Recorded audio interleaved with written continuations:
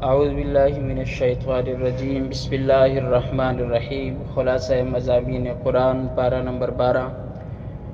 قرآن مجید کے پارہ نمبر 12 کے بعض اہم نکات۔ نماز اور اس جیسے نیک کاموں کے اندر یہ خاصیت ہے کہ وہ برائیوں کو دور کر دیتے ہیں۔ سورہ ہود آیت نمبر 114۔ اگر خدا چاہے تو ہر ناممکن کام ممکن ہو جاتا ہے۔ سورہ ہود آیت نمبر 72-73۔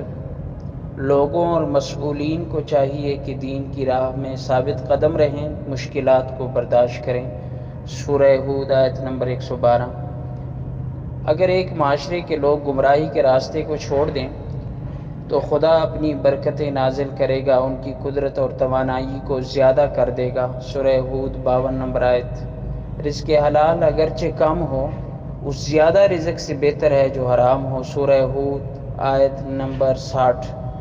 اگر کوئی فقط دنیا کی زندگی کے لیے کوشش کرے تو وہ اس کا نتیجہ دنیا ہی میں پا لے گا، لیکن آخرت میں خالی ہاتھ ہوگا۔ سورہ ہود آیت 15-16۔ ستمگر مرد آباد کا نعرہ ایک قرآنی نعرہ ہے۔ سورہ ہود آیت نمبر 44۔ اپنے بچوں کو بچپن ہی سے رازداری سکھاؤ۔ سورہ یوسف آیت نمبر 5۔ خدا نیک لوگوں کو حکمت و دانش عطا کرتا ہے۔ سورہ یوسف آیت نمبر 22۔